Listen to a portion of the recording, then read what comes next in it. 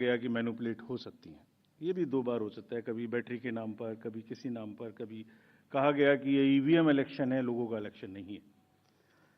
Voter turnout increase हो जाता है 5 बजे के बाद। ये काफ़ी एक विषय पब्लिक में रहा, जनरल इलेक्शन के दौरान भी, उसके बाद भी।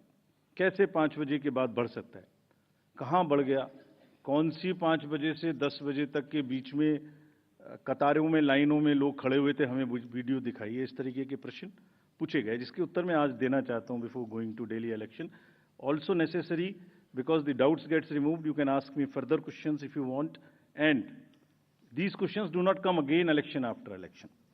वोटर्स में मिसमैच हो गया, जितने वोट पड़े थे वो बढ़ा दिए गए। पहली बात तो ये था वोटर टर्नआउट में, चलिए बढ़ा दिए। उसके बाद काउंटिंग में मिसमैच हो गया, कहीं कम गिन लिए, कहीं ज़्यादा गिन लिए, ये भी मुद्दे उठे। काउंटिंग को स्लो डाउन कर दिया गया।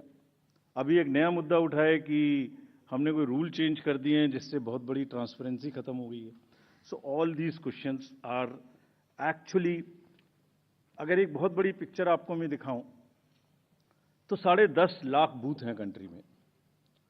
हर बूथ पर 4 से 5 पोलिंग ऑफिशियल्स होते हैं, तो उनका नंबर हो गया 10.5 इंटू 4 भी कर लें तो करीब करीब 45-50 लाख लोग हैं। ये 45-50 लाख जो पोलिंग ऑफिशियल्स हैं, ये उसी स्टेट के होते हैं, डिफरेंट डिपार्टमेंट्स के होते हैं, डिफरेंट स्किल सेट्स के होते हैं। एंड चुनाव से बूथ पे पहुंचने के 2 days 3 days before they are randomized in front of the candidates and teams are formed. So they meet first time 2-3 days, so there can not be. ऐसा लगता है कि जैसे 40-45 लोग कोई कॉन्स्पिरेसी या कोई गलती गड़बड़ करने के लिए बैठे हुए हैं, इतने सारे क्वेश्चंस देख के। बड़ा पेन होता है इनको, because they are at the receiving end. So I will explain how this is not possible or what is the answer to this. I'll attempt answers to all these questions, and it is our duty. Actually, right to question is inbuilt in democracy. It's an inherent right. We respect this. We respect this right. We feel that question करना और उसका जवाब देना हमारी जिम्मेदारी है। तो आज इन सभी सवालों की पूरी इज्जत रखते हुए हम इनका जवाब देंगे 1 by 1। और अगर इसको मैं कुछ शायराना अंदाज में कह सकता तो ऐसे कहता, सब सवाल अहमियत रखते हैं, जवाब तो बनता है। सब सवाल अहमियत रखते हैं, जवाब तो बनता है। आदतन कलम बंद जवाब देते रहे, आज रूबरू भी बनता है। क्या पता कल हम हो ना हो, आज जवाब तो बनता है, आज जवाब तो बनता है। तो friends, before giving you answer, एक पूरी पिक्चर दिखाता हूं आपको। ये स्लाइड देखिए, इसको अपने मानस में थोड़ा बसाइए। अभी अनुज ने कहा कि पिछले 2020 से 30 स्टेट्स के इलेक्शन हुए हैं। 15 स्टेट्स में different parties are the biggest parties. This is the beauty of Indian elections and the democracy. आप देखिए 2020 से स्टेट बाई स्टेट हमने दिखाया। This we are putting on social media. जैसे मैं आपसे बात कर रहा हूं तो आपके ग्रुप में ही आ जाएगा, slide by slide it is being transmitted. 20, 21, 22, 23, 24 हर जगह में different parties are coming to, are getting maximum seats. This is one reflection how fair, how deep rooted the Indian fairness of the Indian elections are. The voter, Indian voter is extremely aware, conscious, he understands everything. तो वही जवाब देता है। But anyway, जो प्रश्न पूछे गए उनका जवाब मुझे देना चाहिए, मैं देता हूं उनका जवाब आपको।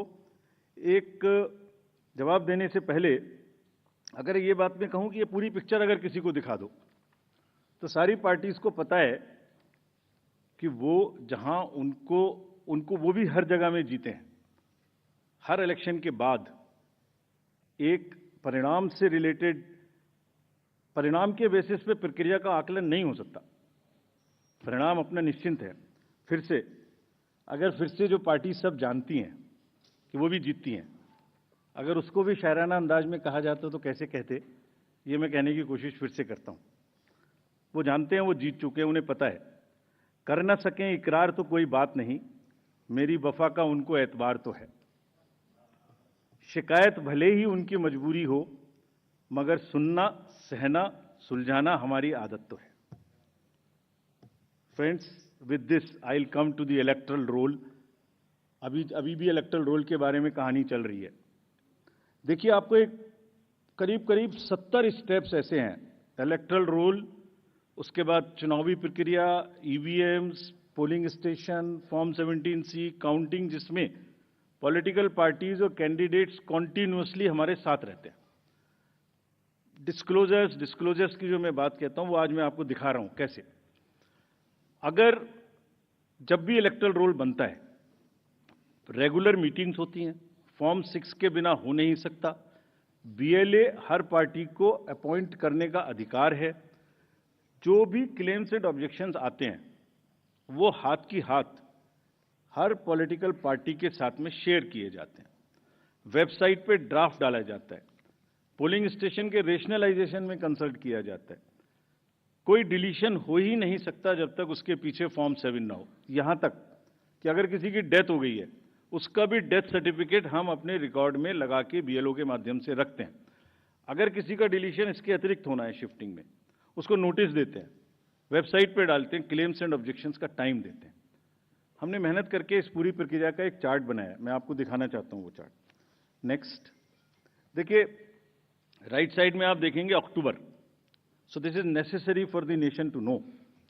और दुनिया में और हिंदुस्तान में दूसरी कोई प्रक्रिया ऐसी नहीं है जिसमें हर साल आपके आइडेंटिटी का या आपके वोटर का किसी चीज का एनुअल वेरिफिकेशन होता हो।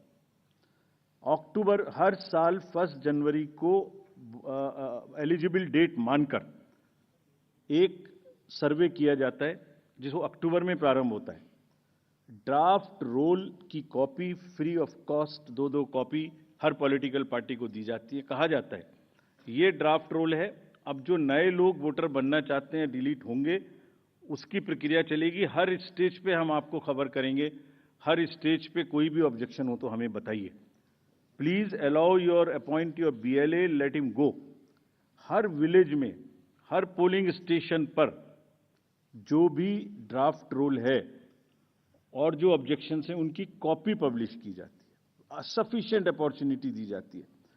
डिलीशन हो नहीं सकता जब तक कि पर्सनल हियरिंग ना हो जाए और उसका साथ में मौका ना दिया जाए। किसी पोलिंग स्टेशन पे 2% से ज्यादा डिलीशन हो गए तो ईआरओ और एआरओ को जाके पर्सनली चेकिंग करनी है। So friends, it is a perfect system. अच्छा, हर साल होता है। It is only built further on what ever is already existing. ऐसा नहीं है कि सडनली कुछ बन गया। और आप सोच के देखिए, जहां एक वोट की लड़ाई होती है, वहां पर किसी पोलिंग स्टेशन से या किसी कॉन्स्टिट्यूएंसी से आप लगातार 10,000, 20,000, 50,000 जैसे बोल दिया जाता है, सडनली ऐसे नाम काट दीजिए, तो वहां तो क्या सिचुएशन होने वाली है आप सब लोग जानते हैं। और दूसरी बात, अगर किसी वजह से मान लिया 1% हो गया, तो जब आज 5 जनवरी से लेके अक्टूबर तक का टाइम है, उसके बीच में फॉर्म्स क्यों नहीं भरे जाते कि ये डिलीट कर दिया जाए या इसको नया जोड़ दिया जाए? Only at the time of elections, when it is happening in that particular state, these kind of issues are raised. These is absolutely impossible. किसी बीएलओ के द्वारा अगर कोई भी 1-2 नाम इधर उधर हो गया, उसको करेक्ट करने के सफिशिएंट मौके हैं। और अगर ऐसी सूचना कोई हमारे सामने आती है तो we'll take action also against them. After explaining SSR, I'll come to the EVMs. बहुत बार EVMs के बारे में हम लोग बात कर चुके हैं, लेकिन आज मैं फिर से ये सब एक पब्लिक डोमेन में डालना